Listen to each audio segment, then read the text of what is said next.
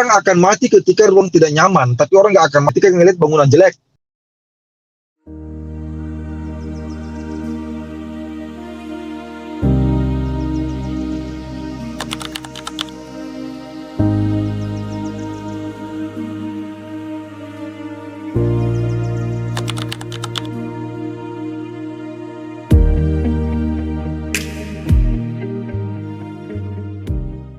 Hai guys, kami mahasiswa Magister Arsitektur ITB. Kali ini kami mendapat tugas bukan mendesain tapi untuk mewawancarai salah satu arsitek untuk mengetahui cara berpikirnya seorang arsitek. Namun kami memilih jalur yang berbeda. Kami mengambil arsitek yang dari Indonesia Timur. Kami kemudian memilih arsitek muda dari Makassar yaitu Iksan Amirul dari MIV Architect. Dan dari Bandung melalui diskusi Zoom kami kemudian bertanya,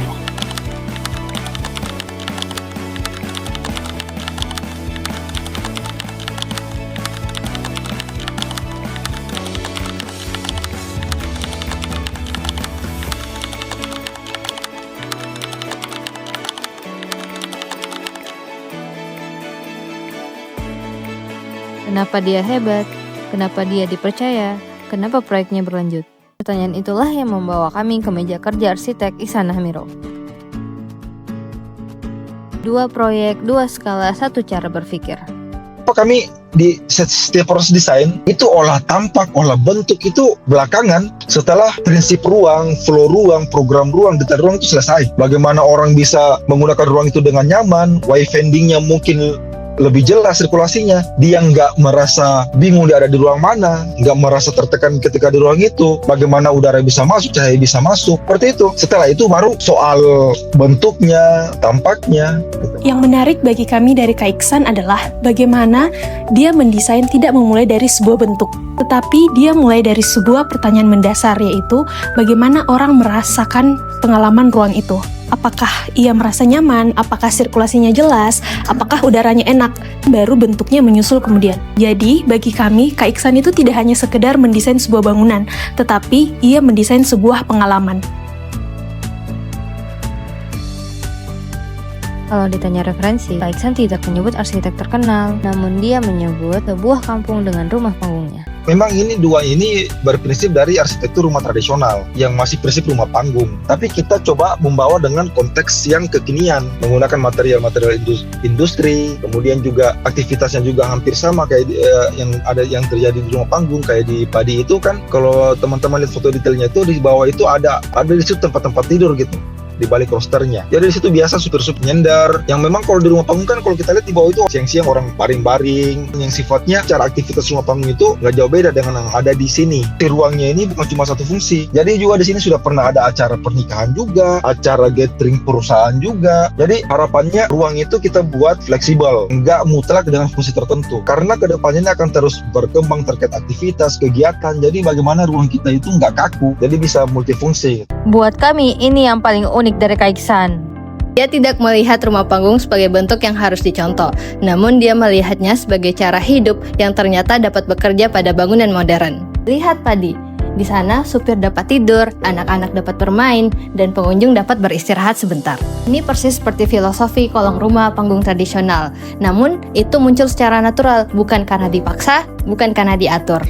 Jadi yang Kak Iksan bangun bukan cuma rest area atau tempat makan saja, tapi ruang yang membiarkan banyak kegiatan terjadi di dalamnya. Iksan tidak memakai kontraktor, dia kerja langsung dengan tukang lokal, menggunakan material kayu lokal Panaha. Batako dan bata expose dibuat oleh warga Selayar sendiri. Dia nggak pakai kontraktor untuk menghemat budget, tapi di situ juga kami harus banyak effort untuk berdiskusi, untuk bisa menyesuaikan hal-hal yang jalan, ada penyesuaian budget, sehingga kami di sini cukup banyak perubahan desain, tapi tidak menghilangkan esensi desain awal yang kami harus capai. Misalnya dia punya ini tukangnya, kami minta jangan dulu kami yang komunikasi, biar owner dulu yang membuka komunikasi. Kalau di sini akan ada arsitekku yang kita bisa berkonsultasi, dan sifatnya kami memang juga bilang kalau kami bukan untuk mendikte, bukan untuk menggurui, tapi kami di sini mau berdiskusi. Jadi ketika ada kendala-kendalanya teman-teman di lapangan bisa sampaikan. Nah, dan juga arsitek itu kalau bisa jangan merasa superior gitu. Jangan merasa kalau karena saya ini bangunan bisa kayak gini, pokoknya saya yang harus didengar gitu. Pasti ada perasaan seperti itu ketika kita awal-awal berpraktek. Itu namanya ego. Itu sudah pasti. Dan saya juga sempat merasakannya. Tapi kalau kita tidak minimalisir itu, kalau kita nggak akan bisa maju-maju karena desain kita akan terlaksana dengan baik di lapangan. Itu semua lewat proses kolaborasi. Arsitek nggak kerja sendiri. Ada orang struktur, ada orang MEP, ada orang lain-lainnya. Memposisikan diri dulu sebagai orang yang mau belajar, orang yang mau mendengar, orang yang mau berdiskusi, orang yang mau bertanya, menerima masukan. Tapi kita di arsitek itu pasti akan menjaga mungkin idealisme kita ya, ide kita itu kita pasti akan jaga, tapi dengan cara yang mungkin lebih sopan, lebih komunikasi yang sederhana tapi gampang dipahami. Awalnya kami mengira seorang arsitek mendapatkan kepercayaan karena karya-karyanya hebat, karena portofolio yang kuat, dan karena dia yang terkenal. Namun, dari percakapan kami dengan Kak Iksan, kami menemukan sesuatu yang lebih sederhana dan sesuatu yang lebih penting. Ia dipercaya karena mau mendengar kata klien, mendengar kemasukan dari tukang lokal, sampai warga sekitar yang akan merasakan bangunan yang akan dirancang tersebut. Di saat banyak orang berlomba menyampaikan ide mereka, justru Kak Iksan memulai proses itu dengan cara mendengarkan. Itulah yang membuat arsitektur sangat dekat dengan manusia, karena sebelum membangun ruang, ia memahami dulu dari penggunanya. Tidak semua arsitek besar harus datang dari kota besar. Dari Makassar, Iksan Hamiru mengingatkan kami pada hal-hal yang sederhana. Ruang yang nyaman, lokal yang dirayakan, klien yang didengar. Mungkin disitulah arsitektur lokal dimulai. Iksan Hamiru dari MIV Arsitek Makassar. Ya, ketika mahasiswanya datang ke saya, dia memberikan statement bahwa ternyata di Makassar arsitek lebih banyak mendapatkan pekerjaan dalam bentuk design build.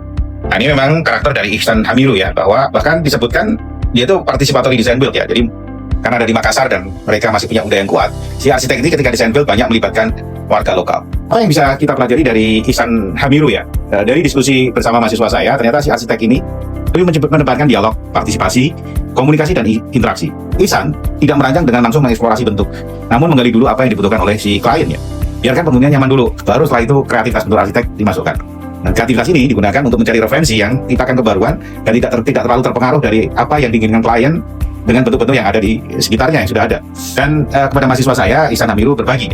Brian mendapatkan insight ketika arsitek bisa meyakinkan klien untuk memasukkan aspek lingkungan dalam kalkulasi bisnis. Jadi desain itu about kompromi ya. Ika terinspirasi ketika arsitek mampu menyelesaikan bentrok ya. Dan ini sering terjadi di lapangan. Ketika apa yang dirancang di awal ternyata berbeda dengan di lapangan. Jadi ide kreatif itu tidak muncul dari gambar awal, tapi dari pemikiran yang di-exercise di pelaksanaan. Belajar dari metode desain Jones ya, yang saya kuliahkan adalah tentang divergence, transformation, dan convergence. Iksan Hamiru memahami dulu pengguna, tapak, dan fungsi, lalu mentransformasikan dalam olah desain, sehingga dikerucutkan ke dalam solusi desain yang terbangun dan termanfaatkan dengan baik. Sementara Rina melihat Iksan Hamiru sebagai arsitek yang menekankan pentingnya iklim tropis dan hemat energi. Ya, kalau saya refleksikan dari apa yang saya sampaikan, kita belajar tentang bagaimana wicked problem itu memang melekat dengan kerja arsitek ya. Dan sering kalau dari Iksan Hamiru ini masalah itu muncul justru di luar pemikiran awal dari arsitek. Sekali lagi, ya dengan pendekatan participatory design build, ide kreatif sering muncul di lapangan, muncul ketika masalah itu muncul di luar apa yang diperkirakan. Di sini jadi viewpoint ya bagi arsitek untuk mendorong value yang memperjuangkan nilai-nilai bersama sebagai solusi desain.